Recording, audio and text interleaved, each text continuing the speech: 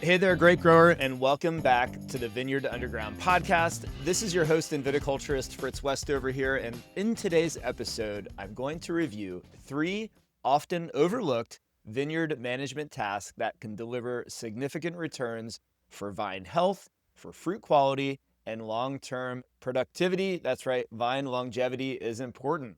And so stay tuned, don't go anywhere, because at the end, I'm also going to try something new. I'm going to be doing a Q&A from the field. So I'm going to answer a grower question at the end of today's episode in our brand new Ask Fritz segment. So stay tuned for that too. All right, let's jump into the first often overlooked vineyard management task, and that is going to be shoot thinning. Okay, shoot thinning in short is the removal of any unwanted or unneeded shoots on your vines. And shoot thinning is important because it removes what we call those junk shoots.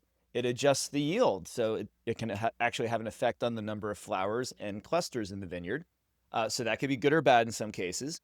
It typically opens the canopy up, so it removes some of the shoots, the excess shoots, so that you have better sunlight penetration on the remaining shoots that are ripening your crop.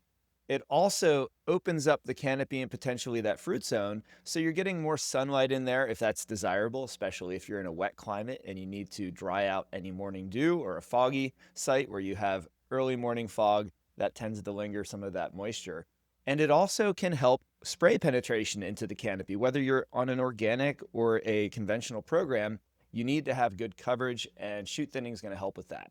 And then finally, if you're hand harvesting especially, shoot thinning regulates crop. It could result in even larger cluster size if you're regulating crop early in the season. And it's going to just make the hand harvesting task that much easier because you're not going to be in a crowded sea of shoots. So why doesn't shoot thinning always get done? Why does shoot thinning get the short straw? Growers usually focus early in the season on thinning shoots on trunks. This is a process we call desuckering. So the grower will go through, or the crew will go through, and they'll take off any unwanted shoots that are popping out from latent bud positions on a trunk or out of a rootstock. And then if a grower wants to do another step beyond that, they'll typically at least pass on the underside of a cordon if they're doing spur pruning, and they'll remove any shoots that are pointing downward or that are just not fruitful in general, that are coming out of the older wood. Usually our fruitful shoots are going to come out of last year's wood, which is what our spur positions are left intentionally for. And if you're cane pruning, then you're going to also have some shoot thinning to do, not usually on the canes so much, maybe a little cleanup, but usually it's going to be at that head of the vine where you have renewal spur positions and where your canes are derived from at the head. You want to make sure you reduce crowding in there and leave just the shoots that you need for your future vine parts. And so there's 2 ways to look at the shoot thinning, whether you're spur pruning or cane pruning. The concept's still the same. You're getting rid of unwanted shoots. So what is the importance here of doing more intensive shoot thinning? So when I say there's 3 levels, this is what I typically break it into for my growers I work with. The first level is you're just cleaning the trunks off. The second level is you're cleaning the trunks and probably doing a little bit of minimal cleaning around the head of the vine, whether it's spur pruned or cane pruned. And then if it's cane pruned, you're letting it go after that. If it's spur pruned, you're doing some additional removal on the undersides or in between the spur positions on your cordons. However, the timing is so important. If you are going to go in and shoot thin, the importance and the economics of getting in early, I can't stress enough here, because when shoots are very small, let's say they're about 1 to 4 inches long, it's still easy to see where the shoots are coming from. You don't have large leaf area blocking your view, so you can relatively quickly walk through the vineyard and with your bare hands or a glove on, knock off any shoots that you don't want on the vine. Now, it's true that if you start too early with shoot thinning, you may have some later secondary buds or latent buds that pop out, and you may need to make a second short pass to clean that up. Some growers do this, and others will just let it go. But my point here is the earlier you shoot thin, the faster the process, the less it will cost you. The next frequently missed or overlooked vineyard management task is tissue sampling, and this would be for nutrition. So tissue sampling of leaf blades or petioles is the most common method to gather a snapshot of vine nutrient content, and it's usually measured as a percentage for your macronutrients like nitrogen, phosphorus, potassium, or magnesium, or calcium, and it's usually measured in parts per million for micronutrients like boron, zinc, copper, molybdenum, etc. So if you monitor each year at the same phenological stage, you can compare year over year and prevent nutrient deficiencies before they become critical and counterproductive to both yield and vine longevity. And studies have shown that vines that are less stressed by lack of nutrients and by water are more resilient and can be more productive even in the presence of trunk diseases or virus.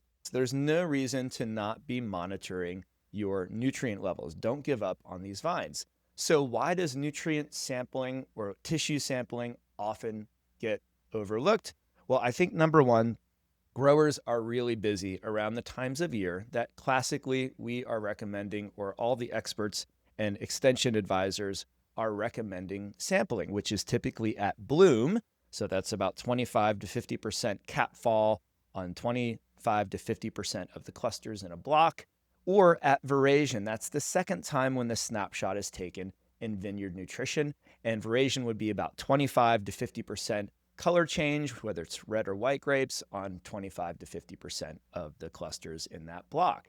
So these are busy times of the year, especially bloom. Growers have just finished pruning, then they've done their shoot thinning, I hope, and then they've done maybe some leaf removal, and now we've got bloom coinciding with that leaf removal stage, which is usually done right after fruit set in most cases.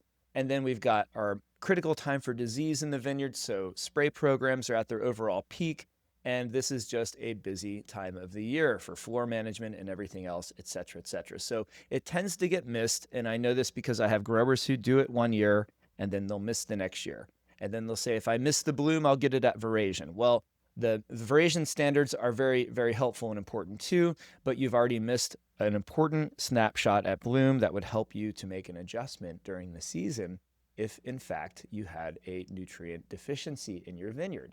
So this is why oftentimes it gets skipped. I can't really say that cost is a factor here, because any of you who've taken samples and sent them to the lab before, you know that a lab tissue sample is going to cost approximately $25 to $30 per sample. Okay, that's just a range or an average. It's not going to really affect the bottom line. And oftentimes, if a grower has 20 varieties of grapes, let's say you're a big grower, you don't even need to sample every single block. You could at least take some sentinel blocks from different soils in your site and maybe get 4 or 5 samples sent in. It's going to be $100 to $150 for the whole cost of this, maybe a little more for shipping. So cost should not be a factor.